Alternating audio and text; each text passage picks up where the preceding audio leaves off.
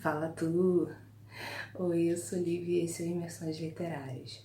Você já se pegou pensando por que muitas vezes você lê alguma coisa e não entende nada?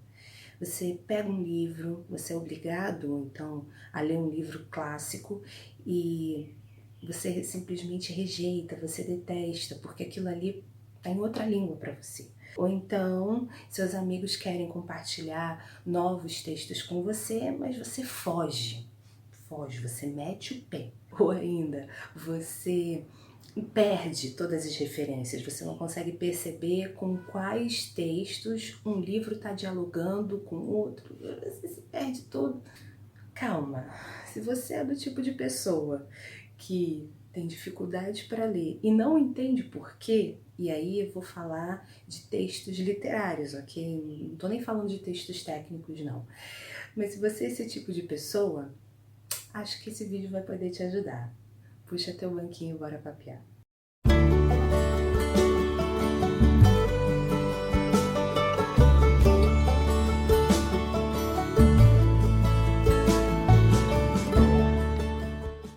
Eu pensei em algumas teorias para compartilhar com você, coisas que são minhas, assim, eu não fui pesquisar nada. E nesse bate-papo eu queria, tentar te ajudar de alguma forma a você poder se livrar um pouco do receio de pegar novos textos, ou então se livrar da falta de traquejo com o livro. Sei lá. Bem, a minha primeira teoria, a primeira coisa que eu pensei que muitas vezes nos assalta, né, quando a gente vai pegar principalmente um livro novo que a gente nunca viu falar, enfim, é a falta de habilidade na leitura mesmo. Tem pessoas que mal conseguem terminar um livro dentro de um mês, porque são os afazeres, são as dificuldades, e tem pessoas que querem abraçar o mundo com as pernas dentro daquele mesmo mês, lendo às vezes 5 calhamaços ao mesmo tempo. No final daquele mês, você chega para conversar com essa pessoa. Tá, e aí? Qual é a história de cada livro? A pessoa já confunde o Jedi de um livro, é o Conde de Monte Cristo do outro. Enfim, a pessoa mistura os alhos com bugalhos todos. Qual a minha recomendação? Seja você. Essa é a primeira coisa. Quando você tiver que você se propuser a ler um livro, se você só puder ler um de cada vez, leia apenas um de cada vez e tome o tempo que precisar. Ninguém está te encostando na parede, te exigindo que você leia desbragadamente, para ontem, nananã. E ainda mais se for o teu momento de ócio, o teu momento de distração. Se você precisa ler, porque você é um editor de livros, aí tudo bem, mas se você é editor de livros, você já passou dessa fase há muito tempo. Você já adquiriu mecanismos, teu cérebro já aprendeu por treinamento como faz para se dividir em várias histórias e não confundi-las. Ok, mas se você não chegou nesse nível ainda, toma teu tempo, ok? Não precisa ficar pegando sua biblioteca inteira, não. Durante 3 meses eu vou ler 18 livros, vão ser 6 livros. Não precisa disso, não precisa, de verdade. É melhor que você leia com qualidade uma obra só, que você ficar lendo várias e você não conseguir enxergar valor em nenhuma delas. Aí agora eu vou puxar a brasa para minha sardinha. Como professora, eu tenho percebido que muitas vezes eu tiro pelos meus alunos mesmo. Eu percebo que muitas vezes a falta de traquejo com a língua portuguesa se torna impeditivo para que a leitura seja prazerosa. Você não precisa decorar o dicionário, nem precisa abrir sua cabeça no meio e colocar uma gramática lá dentro. Isso é, sim, isso não faz sentido, sabe? Talvez você, durante o seu período de estudos, ou você não tenha tido tantos estudos assim, talvez o seu aprendizado de língua portuguesa, modalidade escrita, tenha sido muito deficiente. Mas Isso é possível de resolver, principalmente se estivermos falando de livros. Nós já falamos sobre isso acho que foi no vídeo Como me tornei leitora. Se não foi, eu faço uma ressalva aqui embaixo. Você não precisa, para começar a ler, de um grande clássico da literatura mundial. Nem faça isso.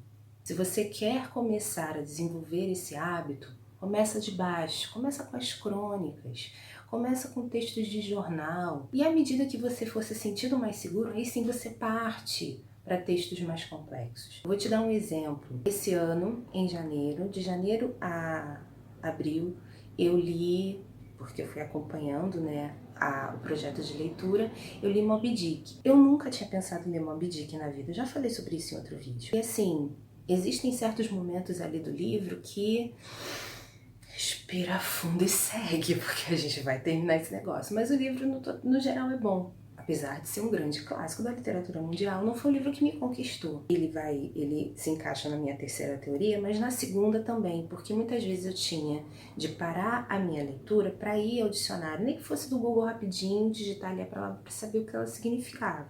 Às vezes isso vai ser necessário sim. Se você souber fazer isso de uma forma que você não fique entediado, não fique chateado de ter de parar o que você está fazendo para ir buscar o dicionário, ok, dá para seguir. O que eu quero te dizer é que você não precisa ser um acadêmico para poder ler. E você também não pode desprezar o seu amigo dicionário e a sua amiga gramática como fontes de consulta caso seja necessário.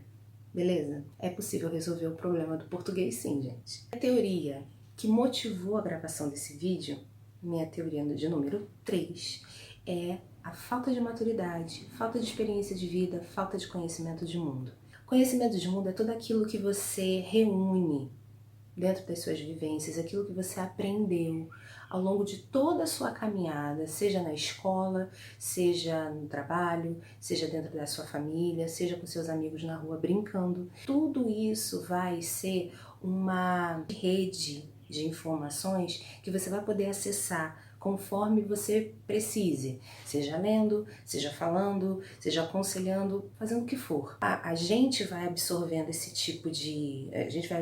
vários tipos de informações que em algum momento da nossa vida serão válidas. E aí, para a leitura, eu creio que isso seja fundamental. Vou te dar um exemplo de um livro que eu li, vou gravar vídeo aqui no canal, inclusive, A Morte em Veneza, do Thomas Mann. Quando eu tinha ali pelos meus 19, 20 anos, durante o período da faculdade, a nossa professora de teoria da literatura jogou esse livro pra gente, assim, pediu para que a gente fizesse um seminário sobre ele.